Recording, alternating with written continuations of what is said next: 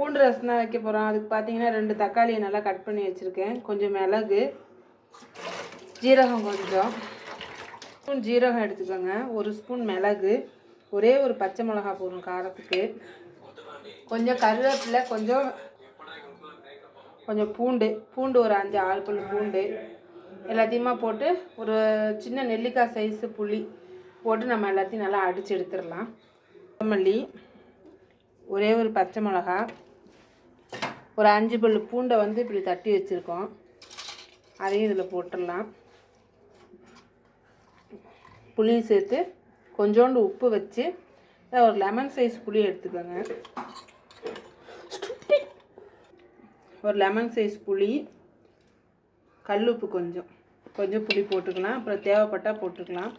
இந்த மாதிரி ரசம் வைக்கும்போது பார்த்தீங்கன்னாக்கா ஒரு தட்டு நிறைய சாப்பாடு இருந்தாலும் சாப்பிடாதவங்களும் சாப்பிட்ருவாங்க.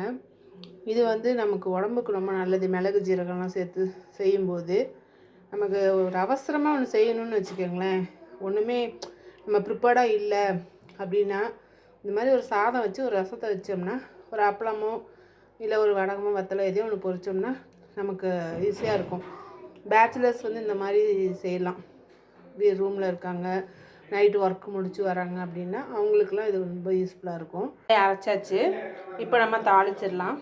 வித்தின் ஒரு மேக்ஸிமம் ஒரு 15 மினிட்ஸ் தாங்க இந்த மாதிரி ரசம் வைக்கிறதுக்கு. உங்களுக்கு ரொம்ப டைம் எடுக்காது, நல்லா டேஸ்ட்டாகவும் இருக்கும். சட்டியை போட்டாங்க, சீனி சட்டி காயிட்டோம். நம்ம வந்து ரசத்துக்கு பார்த்தீங்கன்னாக்கா நெய்யில் தாளிச்சிக்கிறது நல்லதுங்க. இந்த மாதிரி கூட்டு அந்த மாதிரிலாம் வைக்கணுன்னா தேங்காய் எண்ணெய், அதே மாதிரி காரக்குழம்பு வச்சோன்னு வச்சுக்கோங்களேன் நல்லெண்ணெய், அந்த மாதிரி தனித்தனியாக அந்தந்த இதில் செய்யும்போது நமக்கு நல்ல ஒரு டேஸ்ட்டு கொடுக்கும். நெய்யில் வந்து கடுகும் கொஞ்சோண்டு ஜீரகமும் போட்டு ஒரே ஒரு வத்த மிளகாய் போட்டு தாளிச்சிடலாம். கொஞ்சம் கருவேப்பிலை. நெய் ஊற்றியாச்சு, நெய் காஞ்சிருச்சு. இப்போ கடுகு ஜீரகம் ஒரே ஒரு வத்த மிளகா சேர்த்துடலாம். கடுகு வெடித்ததுக்கப்புறம் தான் நம்ம வந்து ஜீரகத்தை சேர்த்தணும். நல்லா கடுகு வெடிச்சிருச்சு. இப்போ நம்ம வந்து அடுப்பை ஆஃப் பண்ணிடுங்க. ஏன்னா அடுப்பை ஆஃப் பண்ணிவிட்டு நீங்கள் அந்த அரைச்சதை ஊற்றுனீங்கன்னா ஆஃப் பண்ணியிருக்கேன் நான்.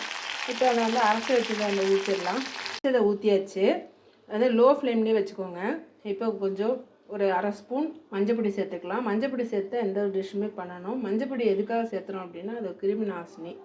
அது வந்து நமக்கு வந்து சேர்த்தும் போது உடம்புல எந்த வியாதியும் வராது அப்படின்ற மாதிரி சொல்லுவாங்க. அதனால் மஞ்சப்பொடி எந்த டிஷ் பண்ணாலும் மஞ்சப்பொடி சேர்த்துக்கோங்க. இந்த பொடி சேர்த்துக்கிறது உடம்புக்கு ரொம்ப நல்லது.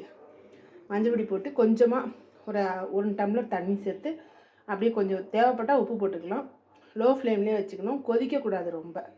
அப்படியே மேலே வந்து நுரைச்சிட்டு வரும். நம்ம 1 டம்ளர் தண்ணி சேர்த்துட்டு கொஞ்சம் உப்பு போட்டுருக்கேன். வேறு ஒன்றுமே இதுக்கு போட வேண்டாம். நம்ம வந்து கொஞ்சம் மேலே அப்படியே நுரக்கட்டி வரும். நுரக்கட்டி வந்ததும் நம்ம இறக்கி வச்சிடலாம்.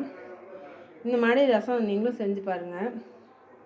இது வந்து ரொம்ப ஈஸியான ஒரு இதுதான், பேச்சுலர் டிப்ஸ் தான், ஈஸியான ரசம். இந்த மாதிரி ட்ரை பண்ணி பாருங்கள். இந்த வீடியோ பிடிச்சா லைக் பண்ணுங்கள், ஷேர் பண்ணுங்கள், மறக்காமல் கமெண்ட் பண்ணுங்கள். கூடவே அந்த பெல் ஐக்கானை கிளிக் பண்ணிக்கோங்க. அப்போ தான் நான் போடுற வீடியோஸ்லாம் உங்களுக்கு நோட்டிஃபிகேஷனில் வரும். ஓகே, பாய். இப்போ இறக்கும்போது நான் எப்படி இருக்குன்றதை உங்களுக்கு மேலே நுரைச்சி வரும். அது எப்படி வருதுன்றதை நான் உங்களுக்கு காமிக்கிறேன். பார்த்தீங்களா, அப்படியே மேலே அப்படியே நுரைச்சி வருது. இந்த ஸ்டேஜில் நம்ம இறக்கி வச்சிடலாம். ஆஃப் பண்ணிட்டேன், அடுப்பை ஆஃப் பண்ணிட்டேன். இந்த மாதிரி நீங்களும் ட்ரை பண்ணி பாருங்கள். Okay, bye. Thank you. Thanks for வாட்சிங்.